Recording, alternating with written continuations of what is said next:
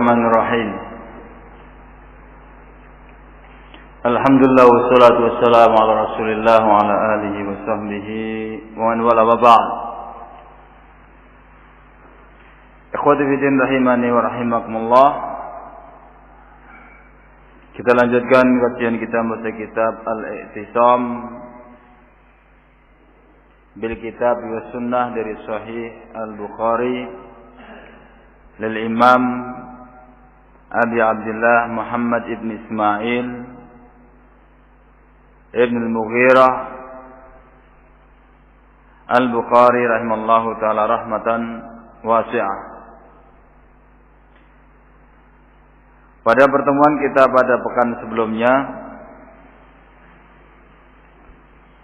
kita telah masuk bab yang kelima dari Kitabul I'tisam, yaitu bab ma yukrahu min at-ta'ammuqi wa tanazu'i wal ghulu fi ad-din wal bid'ah. Wa qala Allah ta'ala ya ahlal kitab la taghlu fi dinikum wa la taqulu 'ala Allahi illa al-haq. Dan demikian juga kita telah baca hadis yang pertama yang dibawakan oleh Imam Bukhari rahimahullahu taala dalam bab ini, yaitu hadis Abi Hurairah radhiyallahu anhu. Kemudian pada pertemuan kita pada malam hari yang semoga Allah menjadikan barokahnya bagi kita semuanya, kita akan baca hadis yang kedua dari bab yang kelima.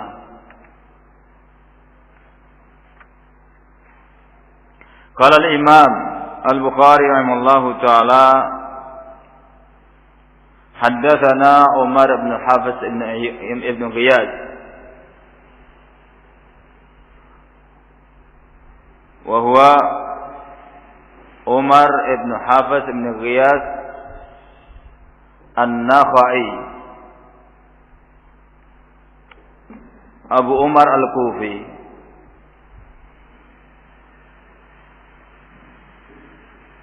Dan beliau adalah qadhi Kufah fi zamanihi, menjabat sebagai qadhi di Kufah pada zaman beliau hidup. Artinya semasa beliau hidup, beliau sempat menjabat sebagai qadhi di Mekah, di Kufah. Qala haddatsana Abi,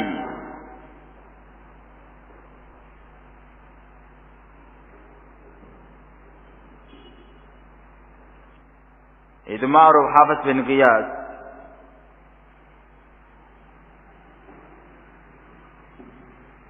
Qala haddatsana A'mas wa huwa Sulaiman ibn Mihran wa qad taqaddama ma'ana. Kita telah lewati Al-A'mas beberapa kali ya.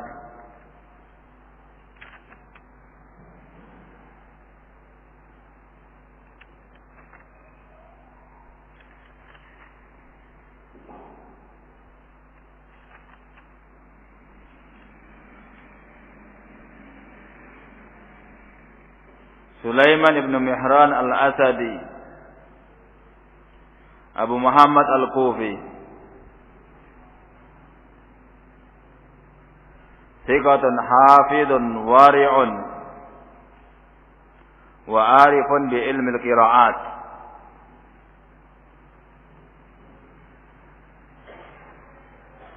Qala haddatsani Hisham Ibrahim At-Taimi. Kata Imam Ahmad, Sulaiman ibn Mihran Abu Muhammad Al-Kufi haddatsana Ibrahim At-Taimi.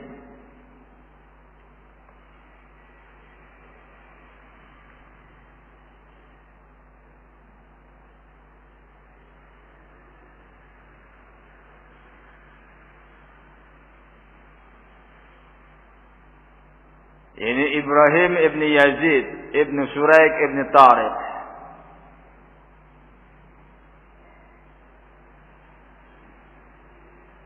Ibrahim bin Yazid bin Shuraik bin Tariq Al-Kufi.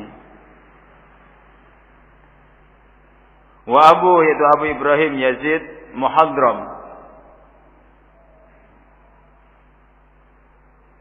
di mana beliau pernah melihat Nabi sallallahu alaihi wasallam.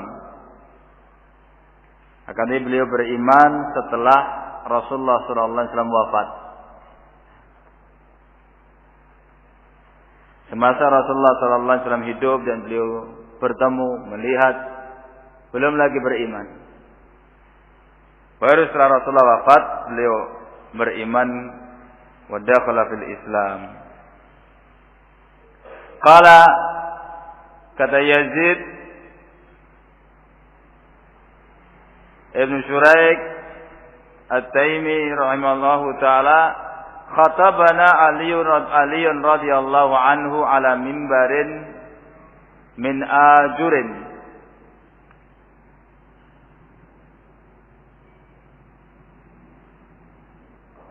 Wa alaihi sayfun fi sahifah mu'allaqah. Kata Yazid bin Shuraik bin Tariq At-Taimi, Ali bin Abi Thalib radhiyallahu anhu pernah menyampaikan khutbah kepada kami di atas mimbar yang terbuat dari ajur. Wallahualam, satu lafaz yang terluputkan, ya mohon maaf sebelumnya.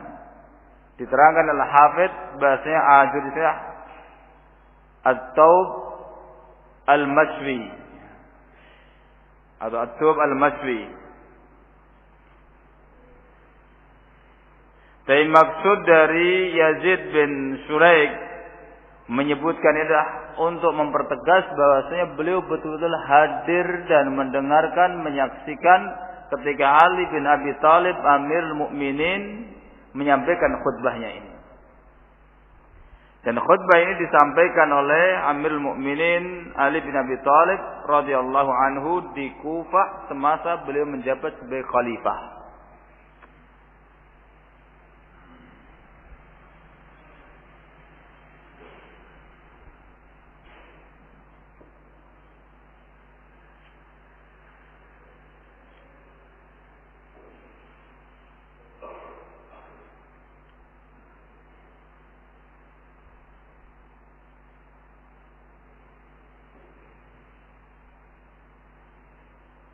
Tsumma qala wa alaihi sayfun fihi sahifah mu'allaqah.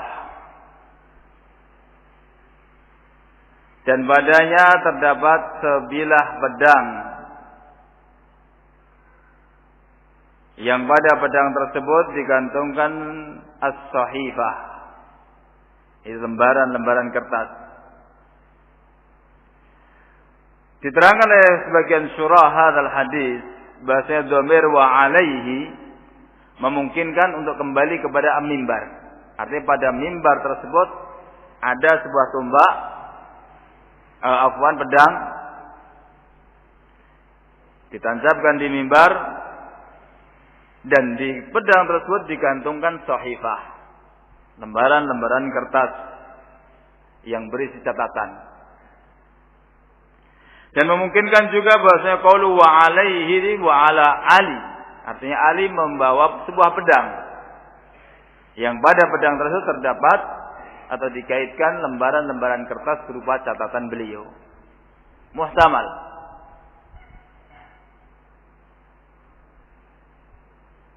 Memungkinkan bahasanya pedang tersebut ditancapkan di mimbar atau didirikan, dan memungkinkan dibawa oleh Ali sendiri. Ala kulli hal ya.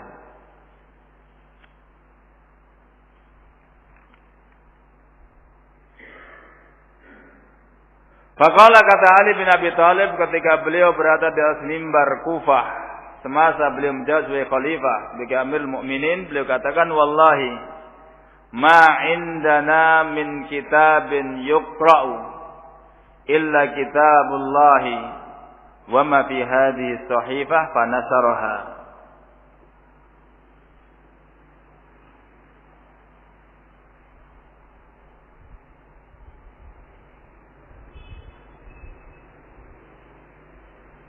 Wa hadhihi khutbah min Ali bin Abi Thalib radhiyallahu anhu. Laha sababuha. Khutbah yang disampaikan oleh Ali bin Abi Thalib Amir Mukminin radhiyallahu taala anhu arda memiliki sebab. Sebagian diriwayatkan oleh Imam Nasa'i rahimallahu taala dalam Sunan Al-Kubra jilid keempat halaman 220 hadis nomor 6946 bahasanya sebab Ali bin Abi Thalib menyampaikan khutbah tersebut yaitu ada sebagian sahabat Rasulullah sallallahu alaihi wasallam yang menemui Amir Mukminin Ali bin Abi Thalib yaitu Abu Juhaifah Wahab ibn Abdullah As-Suwa'i. Wa tab'an di Kufah ini terdapat mutasyayyi'un li Ali, orang-orang yang menyatakan mendukung Ali bin Abi Thalib dari kalangan Syiah.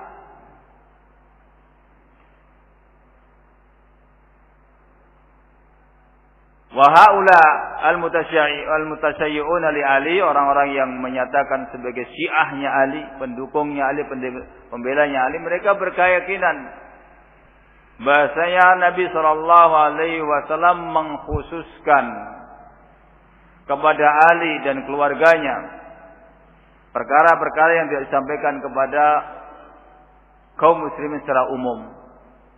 Mereka mengaku ada mushaf Fatimi, mereka mengaku demikian dan demikian. Maka di sini Wahab bin Abdullah As-Suwa'i, salah seorang di antara sahabat Rasulullah sallallahu alaihi wasallam, yastabsir, klarifikasi kepada Amir Mukminin Ali bin Abi Thalib, langsung datang kepada sumbernya. Apa betul Rasulullah sallallahu alaihi wasallam mengkhususkan perkara-perkara yang tidak disampaikan kepada keumuman kaum muslimin?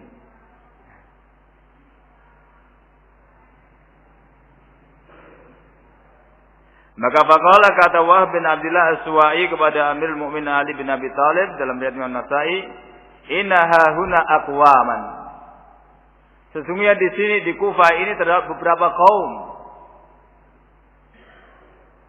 yaz'umuna 'anna an-nabiy sallallahu alaihi wasallam khassakum bi syai'in dunan nas.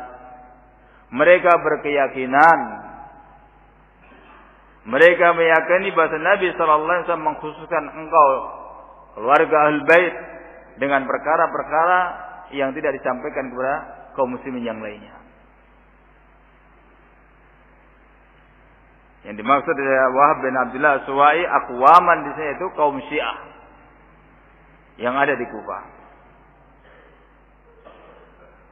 Berarti di sini menunjukkan kepada kita semuanya bahasanya fikrah, pemikiran orang-orang Syiah Rafidah ini sudah mulai muncul di tengah-tengah kaum muslimin sementara Ali bin Abi Thalib masih hidup. Sudah mulai muncul.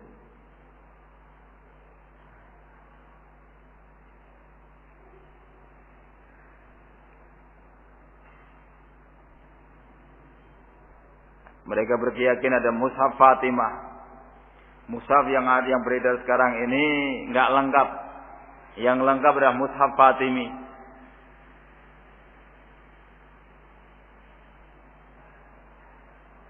Mereka meyakini bahwa ada perkara-perkara yang qadimah yang tidak diketahui oleh kaum muslimin. Sehingga dalam keadaan tersebut yang mengharuskan sebagian para sahabat Rasulullah sallallahu alaihi wasallam seperti Wahab bin Abdullah As-Suwa'i dan yang semisal dengannya langsung bertanya kepada Amir Mukminin Ali bin Abi Thalib radhiyallahu taala anhu arda secara langsung agar permasalahan terbantah sejak awal dan langsung dari sumbernya yaitu Ali bin Abi Thalib radhiyallahu anhu. Tanyakan, hal indakum syai', hal khassakum Nabi sallallahu alaihi wasallam bi syai', apa kalian Ahlul Bait memiliki khususan ilmu tertentu yang tidak diketahui oleh kaum muslimin? Apakah Nabi mengkhususkan sebagian ilmu syariat ini dan tidak diajarkan kepada yang lainnya? Tabaan apa yang diyakini oleh Rafidah tersebut pada hakikatnya celaan terhadap Rasulullah sallallahu alaihi wasallam. Karena konsekuensi dari keyakinan mereka tersebut menuduh bahwa Rasulullah sallallahu alaihi wasallam adalah khain. Tidak menyampaikan amanah sebagaimana mestinya. Dikhususkan untuk ahli saja, untuk ahli bait saja. Yang lain tidak disampaikan. Wa hadza mustahil.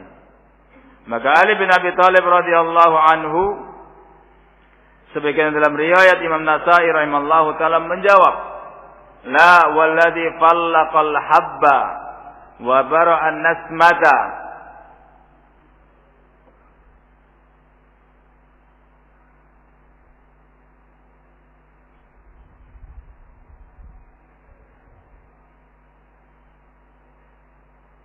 Tidak ada yang Rasulullah tidak mengkhususkan kepada kami. Ya.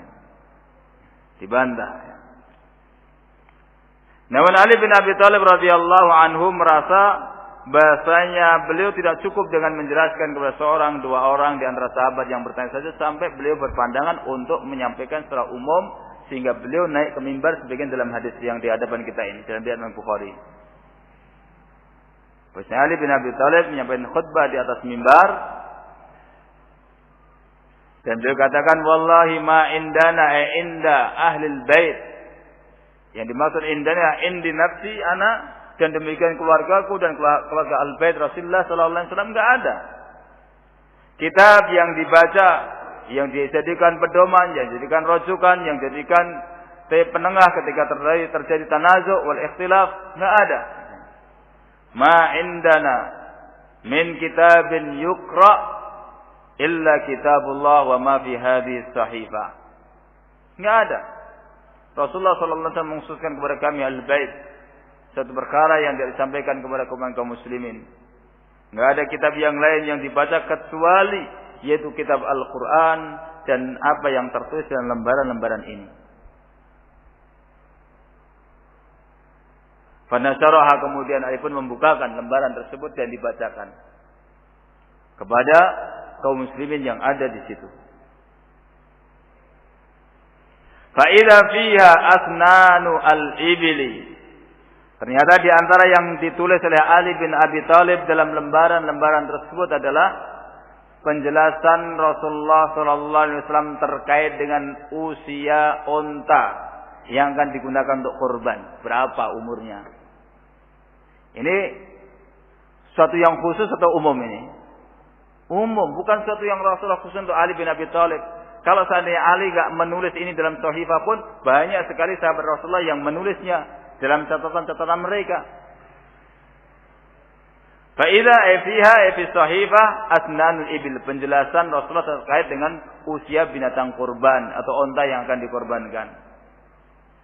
Wa idza fiha, dan demikian juga ternyata dalam lembaran tersebut dicatat oleh Ali bin Abi Thalib dari Rasulullah, bahwa Rasulullah bersabda al-Madinatu haramun min airin ila kada. Rasulullah menjelaskan bahasa Madinah, kota Madinah haram, mulia, terjaga, terhormat, memiliki keistimewaan dari sini sampai sini. Dan sebagian riwayat baina labbataiha, antara gunung ini sampai gunung ini. Alhamdulillah sekarang batas-batasnya jelas. Ya. Diperjelas ada tanda-tanda yang menunjukkan batas-batas haram tersebut. Faman ahdasa fiha hadasan fa'alaihi la'natullahi wal malaikati wan nasi ajma'in la yaqballahu minhu sarfan wala adla. Kota Madinah adalah haram, mulia, terjaga, lagi terhormat. Maka barang siapa yang melakukan perkara bid'ah padanya, maka semoga Allah menimpakan laknat kepadanya.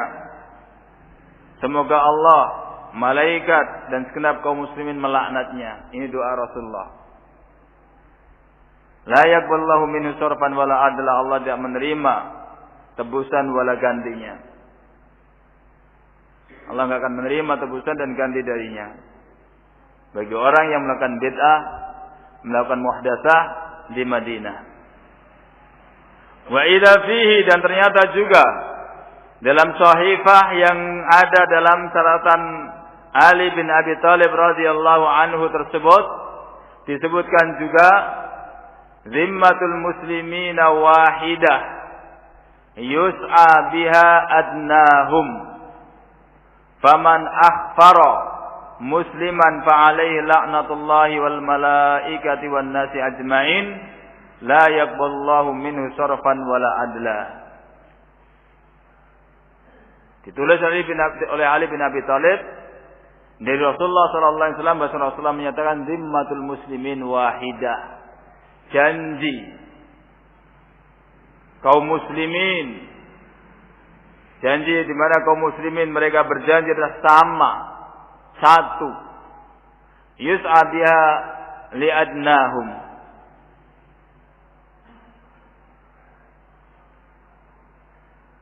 yang dimaksudkan dengannya adalah ay yajibu al muslimin an yahfadha ba'duhum ba'dha zimamahu fi zimamihim. Wajib bagi segenap kaum muslimin antara satu dengan yang lain untuk saling menjaga janji mereka. Ketika mereka sudah berjanji, maka hendaknya dia jaga, dia tepati, tidak dilanggar.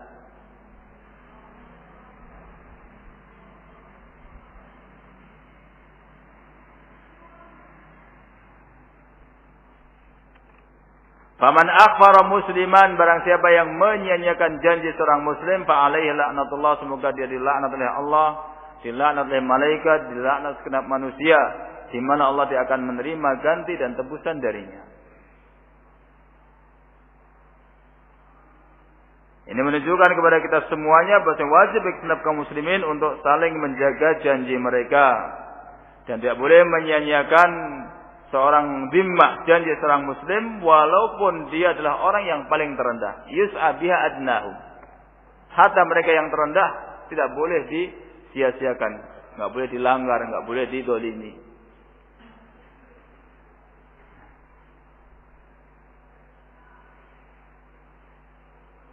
Wa idza fiha, dan ternyata dalam sahifah tersebut juga terdapat penjelasan dari Amirul Mukminin, dari Nabi sallallahu alaihi wasallam, bahwa Rasulullah bersabda, man wala qauman bi ghairi idni mawalihi fa alaihi la'natullah wal malaikati wan nasi ajmain la yaqbalullahu minhu sarfan wala adla.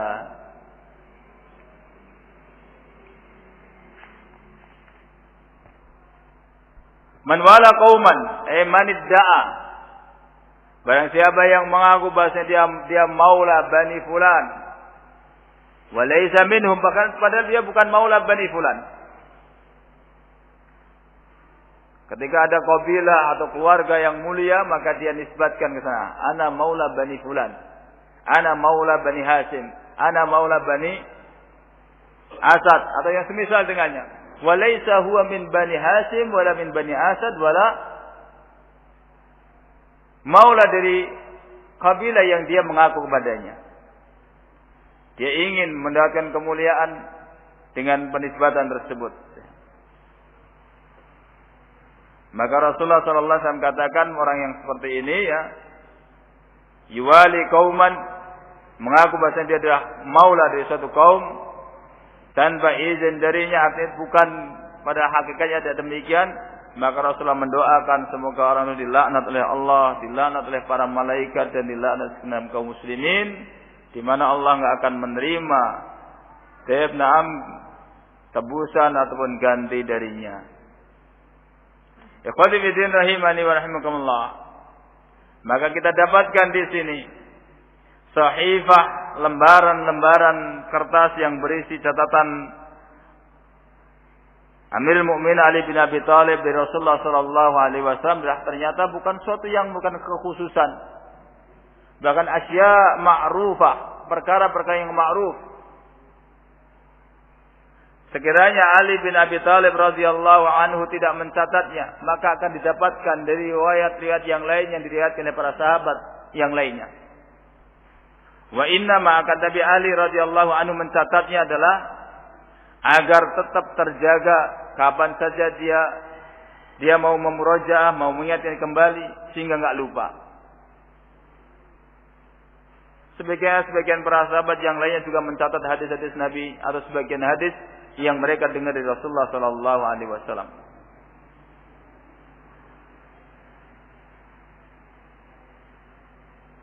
Kalau kita perhatikan perkara-perkara yang disebutkan oleh Ali bin Abi Thalib dalam hadis ini, maka tidak terhimpun dalam satu bab.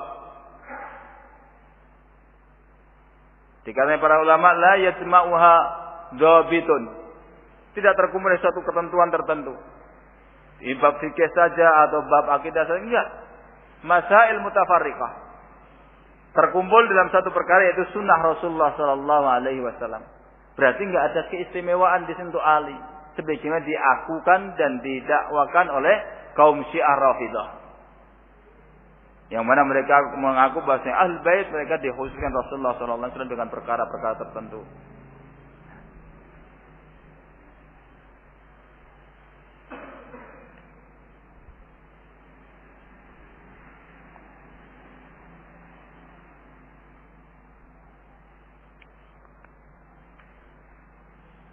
Maka dengan demikian terbantah pengakuan orang Syiah Rafidhah tersebut.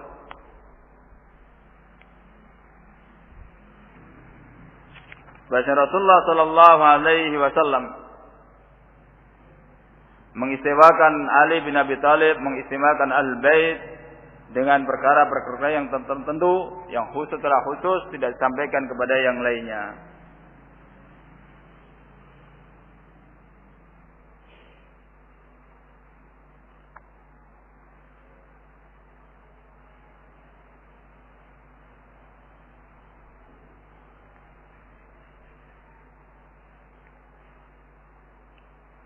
Ada syahid dari hadis Rabbab, ikhwati fiddin rahimani wa rahmatullah. Sangat zahir sekali.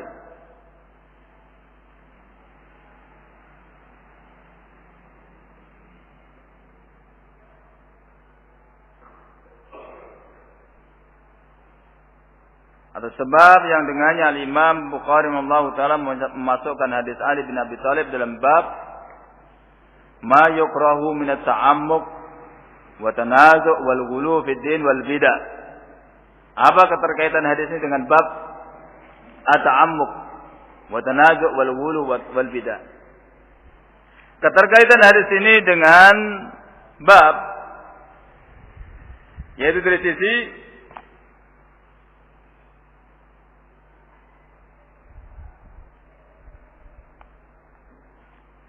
adanya iftira waz'am, adanya klaim dan pengakuan bahasanya di sana ada masadirus syariah, sumber-sumber hukum dalam agama Islam selain yang ditinggalkan Rasulullah sallallahu alaihi wasallam, itu selain Al-Qur'an dan As-Sunnah.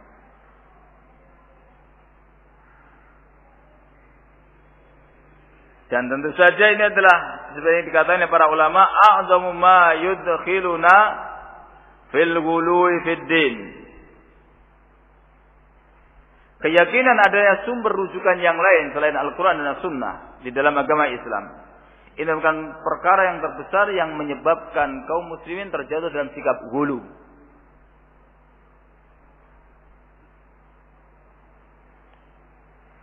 Karena yang ini akan memungkinkan nanti kaum sufi mengatakan dia enggak cukup dengan Al-Quran dan Sunnah, dia katakan haddatsani qalbi ani rabbi, telah bercerita kepadaku hatiku dari Rabbku. Yang lain mengatakan bahasanya memang permasalahan ini enggak ada dalam Al-Quran dan Sunnah, tapi si wali fulan dia adalah seorang wali mencapai derajat tertentu, dia punya ilmu laduni, sehingga akan terjatuh dalam al-ghulu, terjatuh dalam at-ta'ammuq, terjatuh dalam at-tanazu', perselisihan yang enggak akan bisa diselesaikan.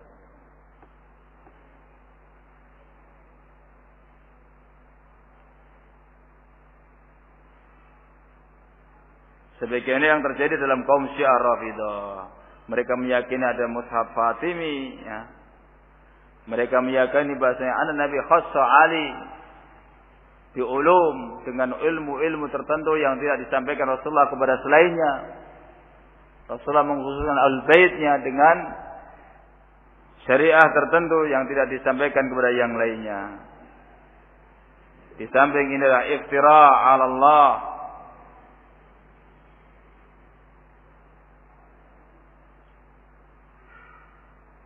Demikian juga pada hakikatnya atau konsekuensinya adalah menuduh Rasulullah sallallahu alaihi wasallam khianah. Tidak menyampaikan amanah. Wala balaghan mubin. Dan tidak pula menyampaikan dengan syariat dengan jelas. Dan tentu saja yang demikian tidak boleh.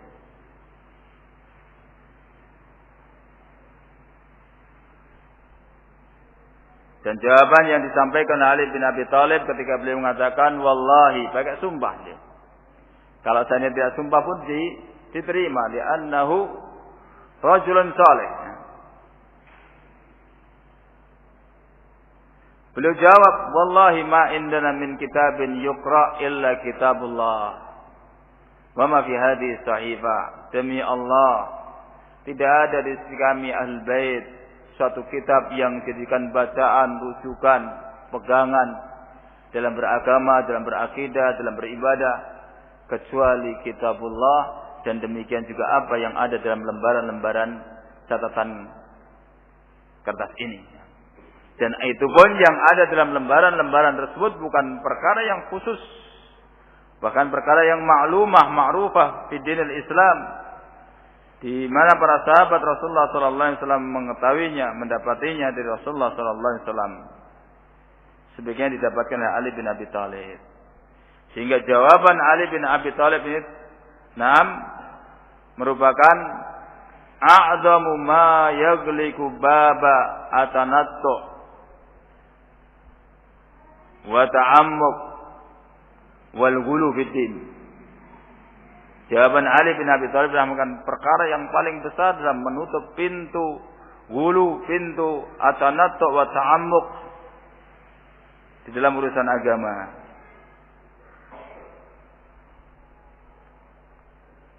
Wallahu a'lam bishawab. Kemudian yang kedua, disebutkan oleh para ulama, alasan yang menjadikan Al-Imam Al-Bukhari rahimahullahu taala meletakkan atau memasukkan hadis Ali bin Abi Thalib dalam bab ma yukrahu min at-ta'ammuqi wa tanazu'i wal ghulu fi din wal bid'ah. Di antara sebabnya yaitu bahasanya ketika Nabi sallallahu alaihi wasallam hassal al-Madinah bitahrim, Nabi sallallahu alaihi wasallam menyebutkan kota Madinah secara khusus wa annahu haram. Bahasanya kota Madinah kota yang suci, mulia, terhormat, memiliki keistimewaan. Barang siapa man ahdasa fiha hadasan fa alaihi la'natullah ila akhirih. Kenapa Nabi sallallahu alaihi wasallam mengkhususkan larangan ini untuk kota Madinah? Padahal al-hadas atau al-ihdas fid din adalah mamnu, baik di Madinah atau di selainnya. Sawalah. Bid'ah itu dilarang bukan hanya di Madinah saja. Tapi perkara bid'ah diingkari, dilarang dimanapun juga. Di seluruh negeri kaum muslimin. Di Madinah, di Mekah, di Taif, di Riyadh, di Cemani, atau di mana saja. Sama. Dipendam juga, nggak boleh. Jadi kenapa Rasulullah SAW mengkhususkan di sini Madinah saja?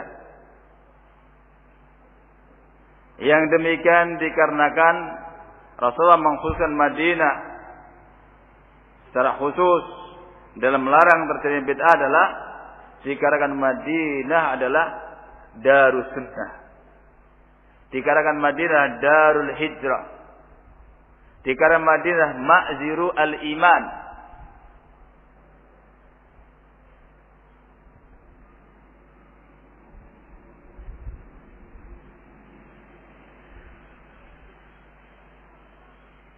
Sehingga al-hadas atau al-ihdas, melakukan bid'ah yang ada di Madinah, memasukkan suatu perkara yang baru dalam agama Islam dan itu dilakukan di Madinah, maka madaratnya akan mengenai kegenap kaum muslimin.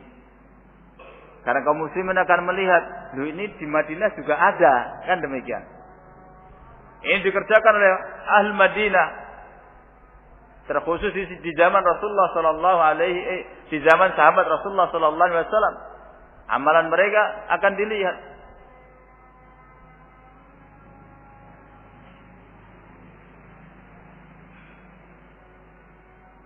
Kaum muslimin akan memerhatikan segala sesuatu yang keluar dari Madinah.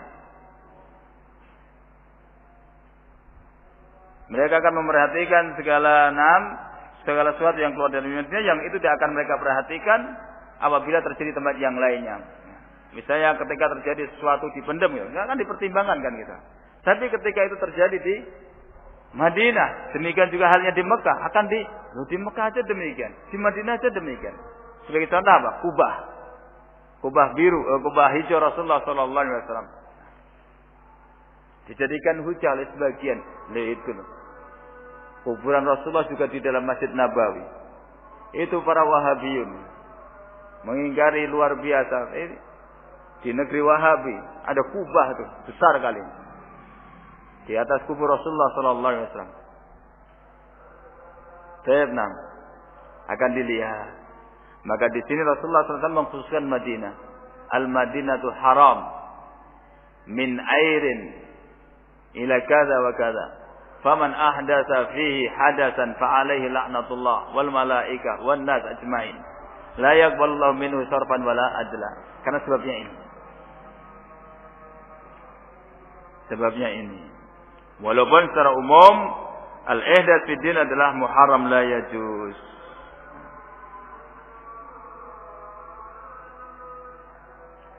Ada yang terkait kubah yang dibangun di atas kubur Rasulullah dan demikian juga dimasukkannya kubur Rasulullah dalam bagian di dalam Masjid Nabawi.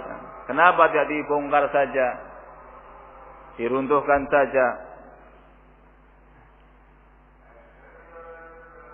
Atau kenapa dibangun di sana? Jawabannya ya, ketika dibiarkan demikian apa adanya sehingga sampai zaman kita sekarang ini, bukan berarti Vietnam, pemerintah Saudi, mereka ridho atau ulama yang ada di sana ridho dengannya. Dan yang perlu diketahui pertama di sini itu bukan pesan Rasulullah sallallahu alaihi wasallam. Bukan Rasulullah yang melakukannya atau memerintahkan untuk melakukan. Nanti ketika meninggal hendaknya dibangun kubah di atas, tidak. Bahkan Rasulullah mengingatkan lisanan dan terulang-ulang untuk tidak meninggikan kuburan. Bahkan dalam wasiat yang disampaikan, yang didengar oleh Ali bin Abi Thalib, Allah nadau qabran musrifan illa sawaitaha. Tidak ada kubur yang ditinggikan kecuali diratakan. Dan demikian juga kubah tersebut tidaklah dibangun oleh sahabat Rasulullah sallallahu alaihi wasallam, generasi terbaik umat Islam. Adapun para ulama membiarkan sebagaimana adanya, yang demikian dikarenakan dalam rangka menjaga atau menghindarkan fitnah yang lebih besar. Dan ini contohnya ada pada perbuatan Rasulullah SAW yang semisal dengan ini. Seperti bangunan Ka'bah. Bangunan Ka'bah yang ada ini tidak semuanya dibangun di atas, tidak dibangun di atas semua pondasi yang diletakkan Nabi Allah Ibrahim alaihissalam.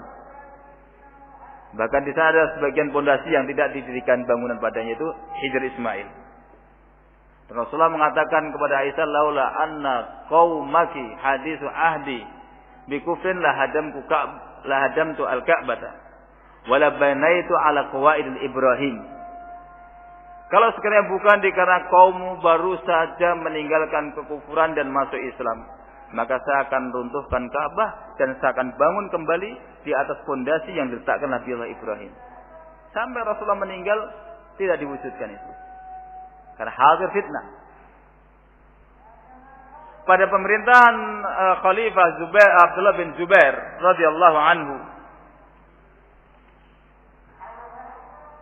maka beliau melihat kekhawatiran yang dikhawatirkan Rasulullah sudah tidak ada, maka dibangunlah Ka'bah sesuai dengan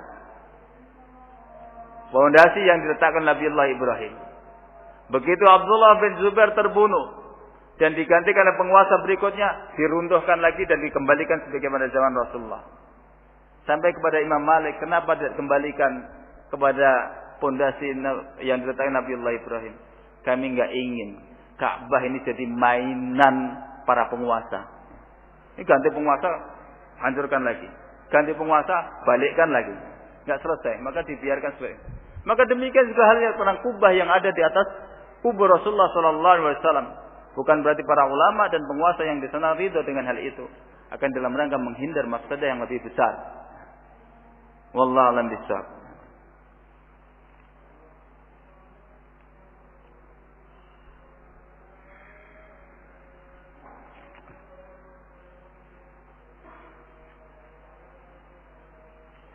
Kemudian ikhwati fillah rahimani wa rahimakumullah, adapun syahid dari hadis sudah kita ketahui ya, sebab yang menjadikan Imam Bukhari atau keterkaitan hadis dengan bab yang diletakkan Imam Bukhari rahimahullahu taala.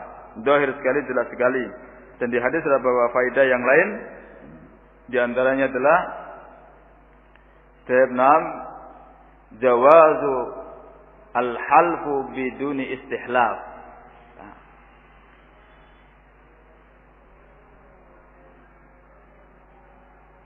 Bolehnya bersumpah walaupun tidak dimindai. Di sini Ali bin Abi Thalib bersumpah, wallahi ma indana min kitabin yuqra illa kitabullah wa ma fi hadhihi sahifah. Dan tentu saja Ali bin Abi Thalib radhiyallahu anhu mengetahui hal ini juga pernah dilakukan Rasulullah sebagai ma'ruf ya.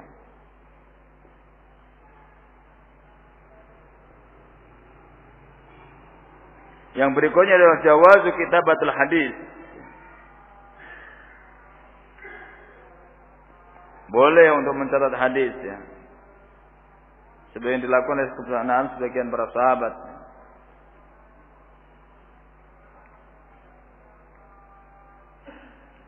Dan ini dipelajari dalam bab fikih Abu Mustalah ya. Yang berikutnya adalah hurmatu al-Madinah. Hadis ini menjelaskan tentang kesucian, kemuliaan kota Madinah dan semisal dengannya adalah kota Mekah sebelumnya.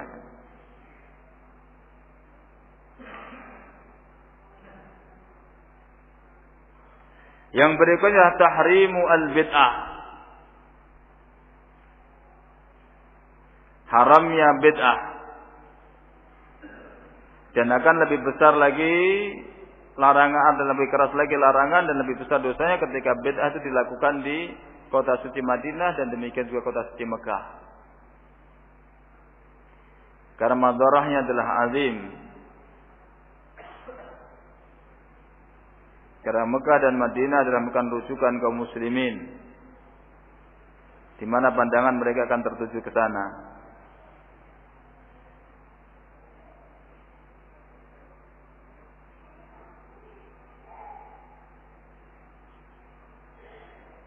Yang berikutnya adalah jawazul la'ni ghair muayyan. Boleh melaknat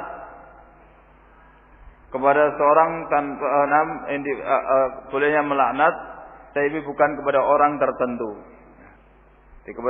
Dengan menyebutkan sifat seperti ini, man ahdasa fiha hadasan fa alaihi la'natullah wal malaika wan nas ajmain. Ini boleh.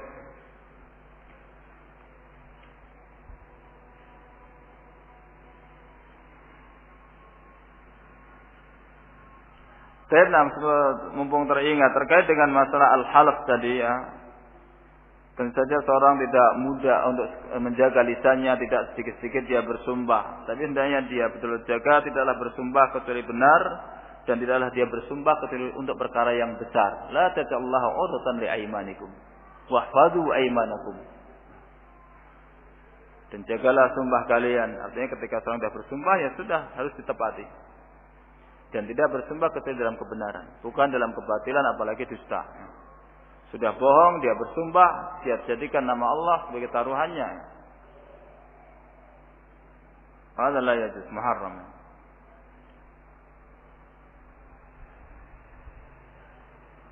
Yang berikutnya adalah hifdzu dhimmatil muslimin. Kewajiban untuk menjaga janji kaum muslimin, menepati janji.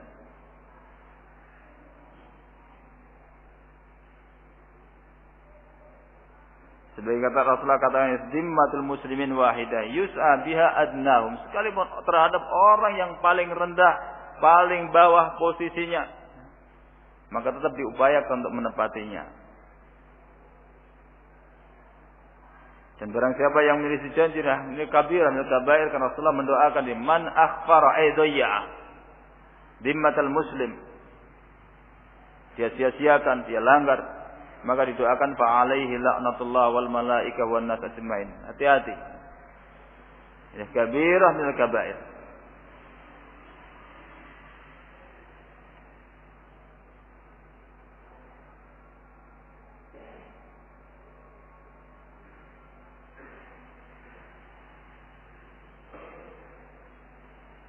Yang berikutnya adalah tahrimu iddi'aul wala, ya, haramnya mengaku wala kepada kaum tertentu padahal dia bukan.